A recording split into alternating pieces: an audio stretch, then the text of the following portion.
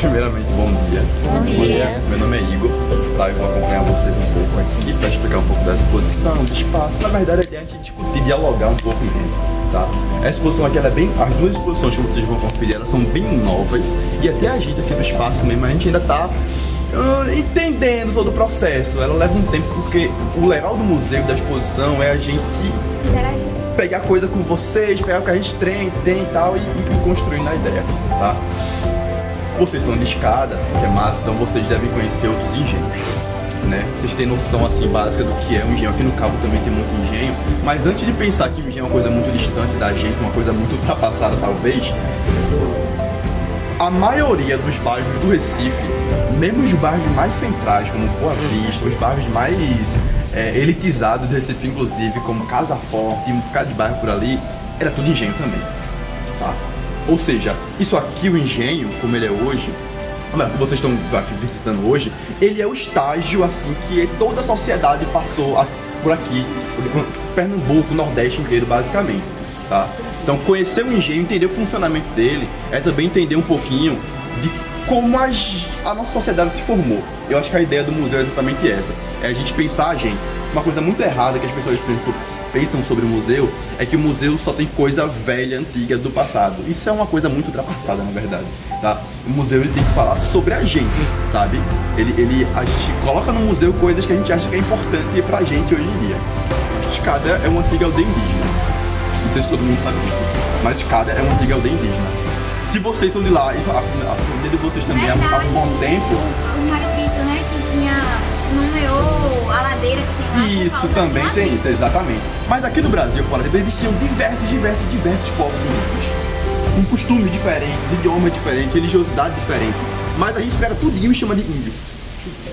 A gente não chama o português de europeu. Tá tudo junto, a gente não faz isso. A gente sabe quem é o português, quem é todo mundo ali.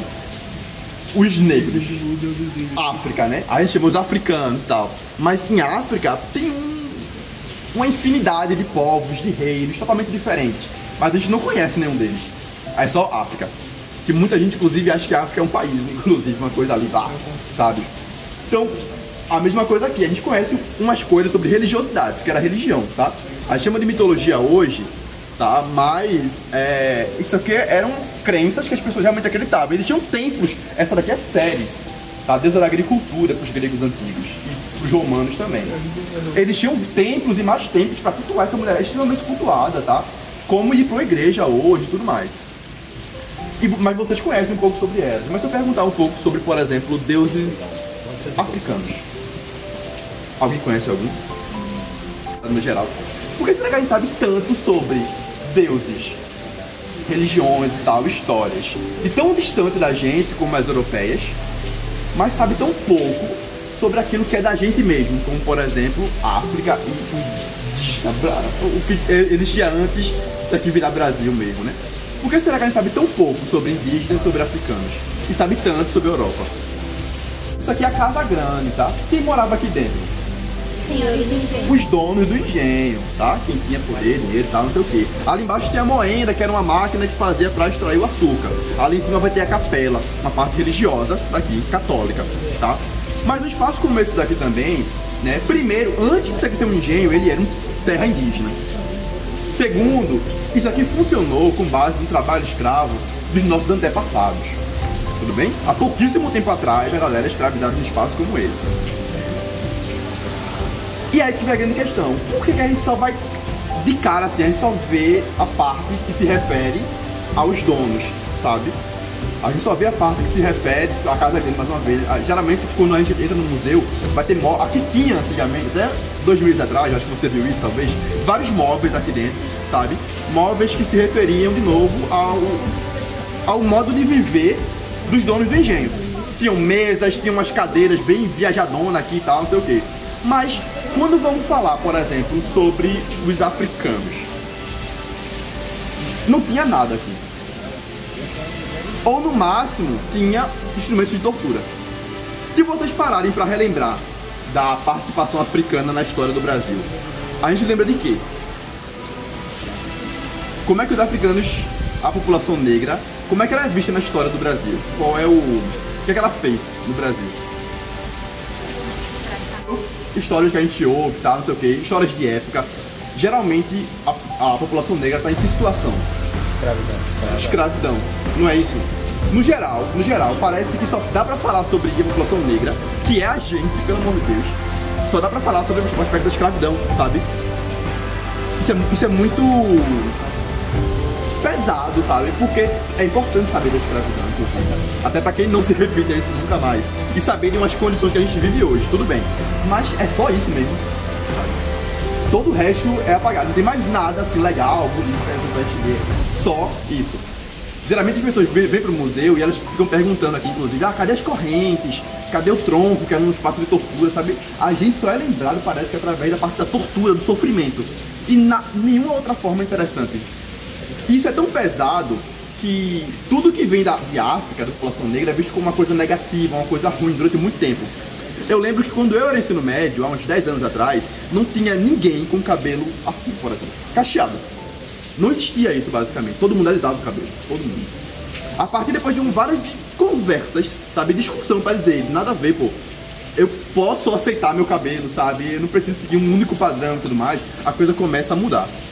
Hoje vocês já são uma geração que discutem muito sobre racismo, sobre discriminação de todos os tipos, né? Mas ainda eu queria que percebesse que ainda falta muita coisa pra gente, sabe? De conhecer mesmo sobre a África, sobre a diversidade, sobre povos indígenas.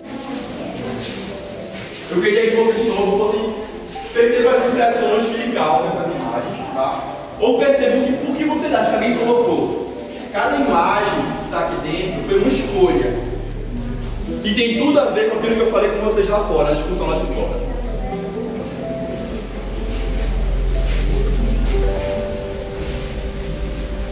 A pessoa que criou essa exposição, ela escolheu cada imagem que está aqui e o porquê que elas estariam aqui. E aí, mas de cara mesmo, o ideal é que você fosse realmente muito sincero, se não tivesse vergonha mesmo, que eu vou falar agora.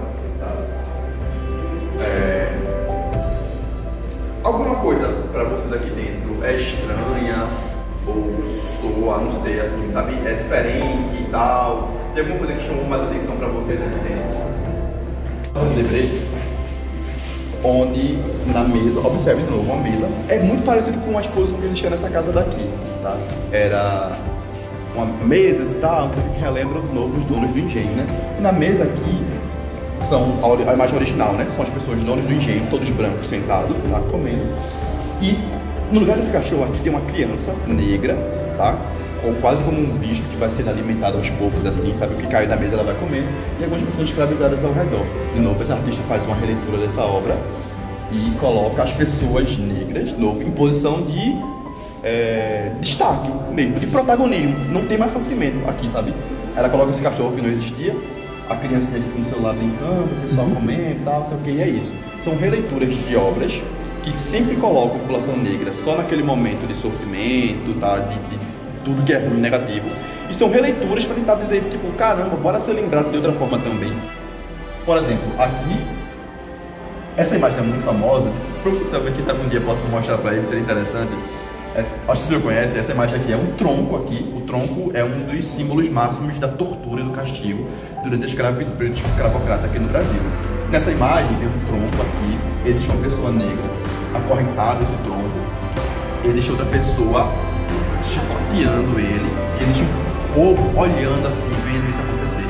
E é isso, só é um dos momentos da história do Brasil. Tanto para hoje, né? Isso aqui é uma colagem, tá? Colagem digital. Ela pega elementos bem assim, do cotidiano mesmo. Exatamente. A cadeira descansando na cadeira, pouco aqui, tem vários símbolos, sabe? Que a gente poderia faz o anacronismo, né? Exatamente. Todas elas vieram de África, tá? Regiões de África distintas. Por que será que a gente olha e causa essa coisa negativa na gente? Uma coisa que só remete a algo ruim, geralmente, né? Assusta um pouco. E como algo negativo mesmo, sabe?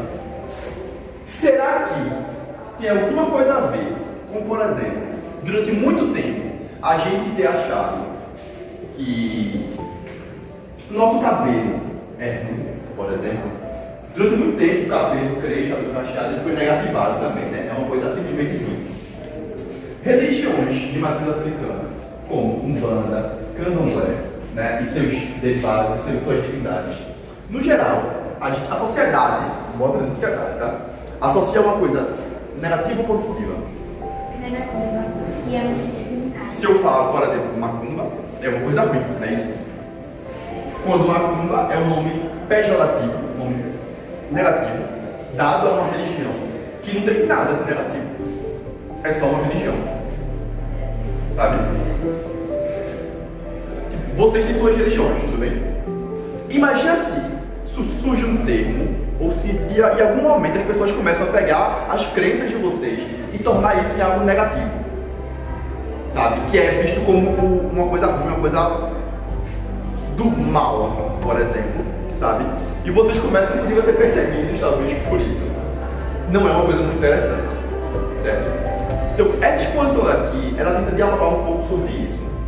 Mais uma vez, essas aqui são obras de arte africana, que para os povos não significa nada de negativo. Tá? É só uma expressão cultural deles. Só isso. Essas imagens ao redor, os quadros, alguém conseguiu perceber alguma coisa diferente ou curiosa nelas?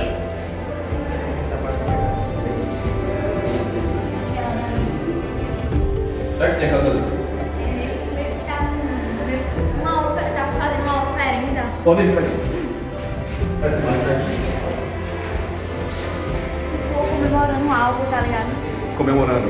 Tem algo, parece ter algo negativo nessa foto. Não, eu acho que eles Parece. estão alegres, tá ligado? Expressando algo. Tá ligado. É uma ama de leite, uma mulher que é escravizada e a função dela é amamentar o filho do dono do engenho. Tá? O filho dela. E ela vai amamentar o filho do dono, mas, como ele falou aqui agora assim, essa imagem pode ver que ela. Dá pra ver a mulher, a ama de leite, não dá pra ver. Isso foi propositalmente feito. Tá? Alguém quis tirar foto para registrar o seu filho, mas achava feio retratar essa pessoa aqui. Tá? A pessoa que era escravizada era feia, para que eu vou? Então, fizeram uma técnica, cobriram de alguma forma na hora de revelar para apagar mesmo o rosto dela. A ideia era essa. E isso é uma forma da gente pensar no todo. Tanto que a gente é apagado de museus, de livros de história, de tudo que a gente fala, sabe? De novo, quando eu falo a gente, falando de população majoritariamente negra, indígena e tudo mais, sabe? Existem várias formas de apagamento que fazem com a nossa, com o nosso povo, com quem veio antes da gente, sabe? Que fez um bocado de coisa que a gente teve essa aqui. Eles vão observar melhor aqui e tentassem perceber o que foi, qual o objetivo dessa exposição daqui. Quem criou essa exposição quis o quê? E se vocês conseguem estabelecer uma relação dessa exposição daqui com a da outra sala. Fiquem à vontade. Porque o Joaquim Nabuco luta muito para que isso não acontecesse mais, tá? Começa a surgir algumas pessoas do Brasil para fazer isso, para lutar contra a escravidão. São chamados de abolicionistas. O Joaquim Nabuco, ele é um dos maiores, realmente. Assim, o cara teve uma importância gigantesca, tá? Nesse processo. Ele foi deputado, inclusive, tem alto discurso dele, assim, incrível, falando do quanto a escravidão é um absurdo, que deveria acabar, tentando convencer as pessoas, sabe? Então, essa é a grande lance do Joaquim Nabuco. Ele, além disso, ele é um excelente escritor, poeta, político, um bocado de coisa, jurista, mas, sobretudo, ele foi um grande abolicionista. E, segundo ele, a inspiração dele para acabar com a escravidão surgiu aqui, tá? Onde, primeiro, ele é criado com outras crianças, quase como igual. Ele brincava com as escravizadas, brincava de boa, assim, sabe? Ao mesmo tempo que ele se depara depois com o mundo horrível que é a escravidão, tá? Então ele fala que querer acabar com a escravidão teve muito a ver com essa vivência dele, tá? E aí, é isso, o cara é, de novo, fantástico. Se puder algum dia ler coisas sobre ele, pesquisar, é realmente muito massa. Quem for estudar direito, Gama, José do Patrocínio e tantos outros, que eram amigos de Joaquim Nabuco, tá? Tão intelectuais quanto ele, eles contribuíram muito para acabar com a escravidão. Muito, muito, muito. O problema só é que só quem ganha fama é Joaquim Nabuco. Não por acaso ele é branco, filho da elite. Certo? Mas, volto a dizer, cara massa, estude sobre ele. Mas lembrem também que a gente é protagonista da nossa libertação todos os dias. Certo? Então, busquem, se possível, criem museus, reescrevam livros de história na escola de vocês, façam projetos para isso, sabe? Para dizer, escada, por exemplo, da terra indígena. Tá? Lembrem de uma coisa, ser indígena não é simplesmente morar no mato, usar uma roupinha de palha e caçar com flecha, tá?